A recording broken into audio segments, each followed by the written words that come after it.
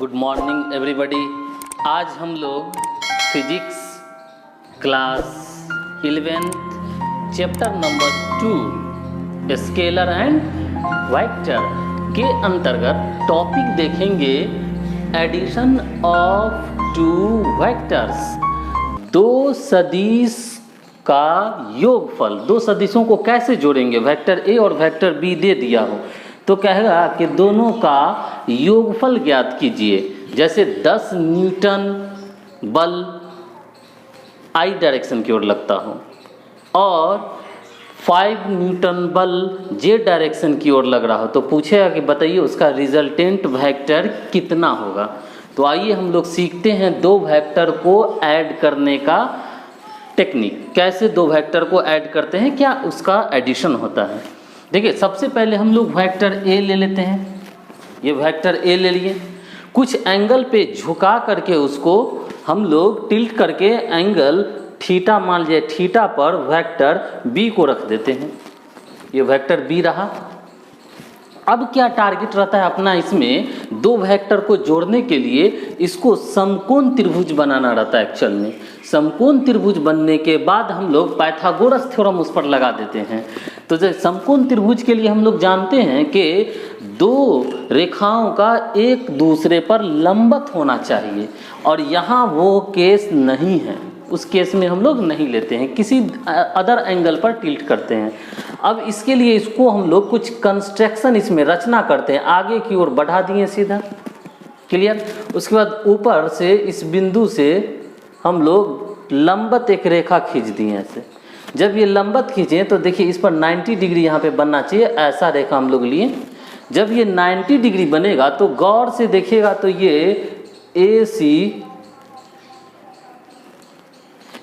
सी इसका नाम रख दीजिए बी, ए सी बी और ए, ये समकोण त्रिभुज दिख रहा है। अब दिख रहा है, देखिए पहले वेक्टर दो ही था, वेक्टर ए और वेक्टर बी, दोनों को ऐड करना था।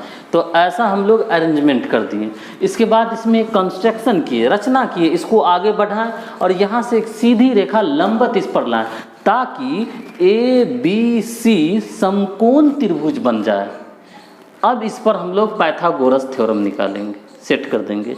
देखिए रिजल्टेंट ऑफ टू वेक्टर का एडिशन में क्या मतलब होता है कि वेक्टर ए और वेक्टर बी को जोड़ें तो अपना जो ये वेक्टर मिला ये वेक्टर सी होता है। एक्चुअल में ये आंसर होता है दो वेक्टरों का योग। तो इसका न्यूमेरिकल वैल्यू कितना होगा, ये पिक्टोरियल वैल्यू है, पिक्टोरियल है ये कि वेक्टर ए और वेक्टर बी को ऐड कीजिएगा तो ये वेक्टर सी होगा।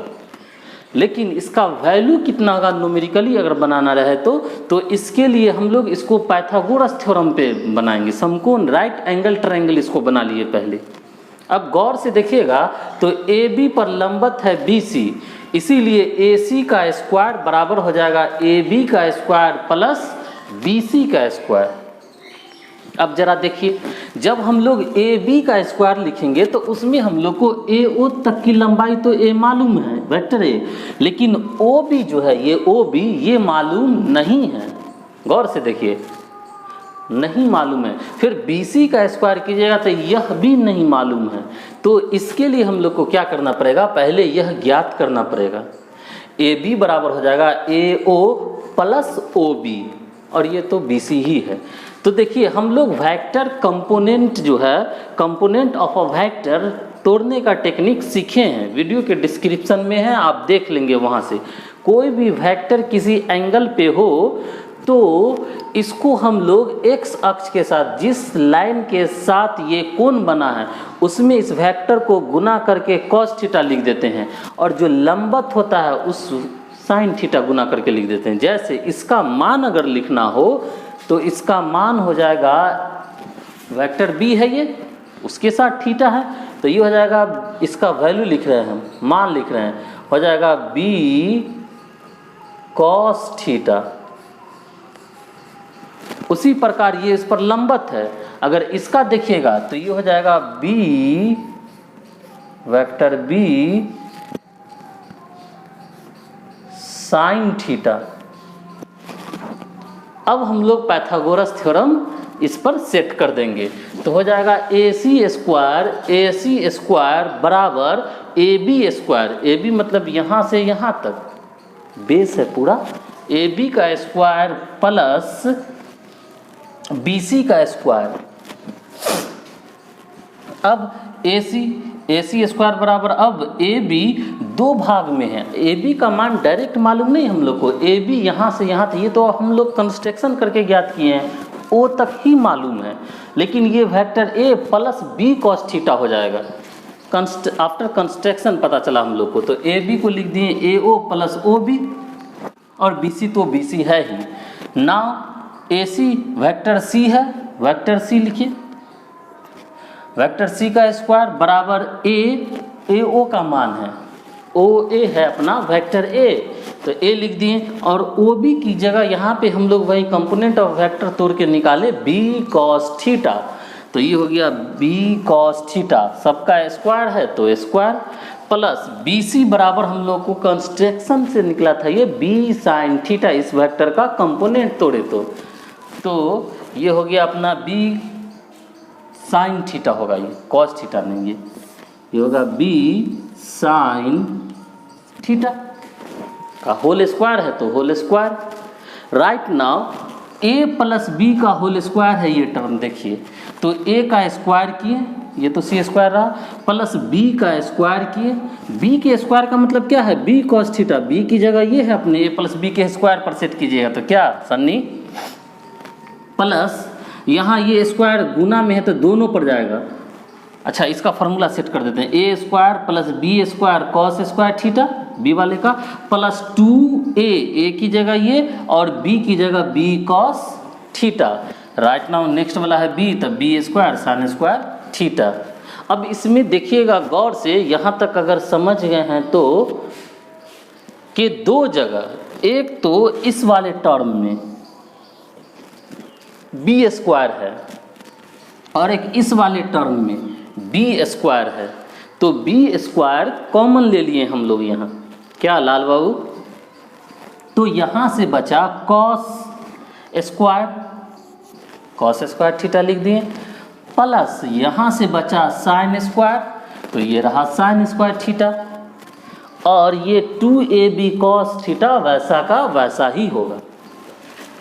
यहाँ तक क्लियर। अब नेक्स्ट लाइन में हम लोग जानते हैं कि cos square theta plus sine square theta का मान 1 होता है त्रिकोणमिति से। त्रिकोणमिति में cos square theta plus sine square theta बराबर होता है 1, तो यहाँ से हम लोग लिख सकते हैं, इसको आगे बढ़ाया जा सकता है कि सी स्क्वायर बराबर ए स्क्वायर प्लस बी स्क्वायर, ये ए स्क्वायर ये तो एक ही हो गया टोटल, तो बी स्क्वायर बचा, और इसको हम लोग लिख सकते हैं प्लस 2ab कॉस थीटा। देखिए ये हुआ, और ज़्यादा से ज़्यादा इसका स्क्वायर चाहे तो हटा दीजिए, तो इधर हो गया रूट चढ़ जाएगा, इधर A square plus B square plus 2ab cos theta, और ये रूट, इधर का जो स्क्वायर है ये वो इस साइड आया तो इधर ये चढ़ जाएगा इस पर रूट।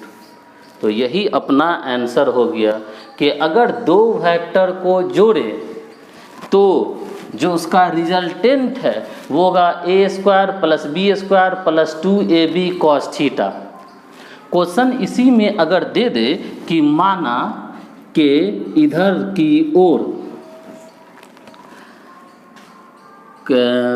आप रख लीजिए 6 न्यूटन का बल लग रहा है, क्लियर, 6 न्यूटन का बल लग रहा है, F बराबर F1 बराबर, ये F1 बराबर इतना, और किसी एंगल पे मान लीजिए ये 60 डिग्री पे, 60 डिग्री बन भी रहा पे 8 न्यूटन का बल लग रहा है, तो F2 बराबर यहाँ से दे दे अगर 8 न्यूटन का बल, तो कहेगा बताइए कि इसका रिजल्टेंट कितना होगा। तो बहुत इजी, हम लोग इस फॉर्मूला पर बिठा देंगे कि इसका रिजल्टेंट बल कितना होगा।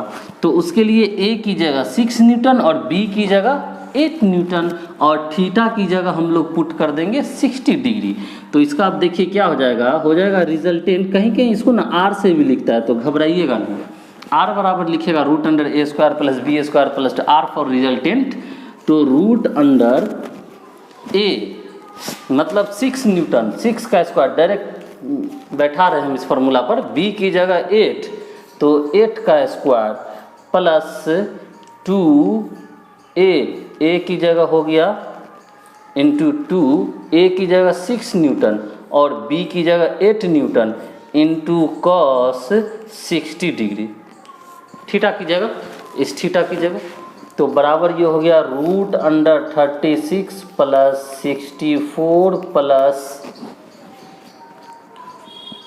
6, 2 इंटू 8 6 जा 48, इस 2 ये कट जाएगा आगे मालूम है, इसीलिए 60 60 का मान 1/2, तो ये 1/2 और 2 कैंसिल हो गया। तो ये 64 और 36 हो गया आपको 100 और ये 8 तो ये हो गया अपना 148 न्यूटन। इसका हम लोग निकाल लेंगे, वर्गमूल निकाल करके देखेंगे हम लोग, रूट इसका क्या आता है उसके अनुसार सेट कर देंगे इस चीज़ को। इसको लिख लीजिए, बढ़िया से समझ लीजिए इसको, बाकी आगे और भी एग्जाम्पल लेकर के आप कर सकते हैं इसको, इस चीज़ को बनाना।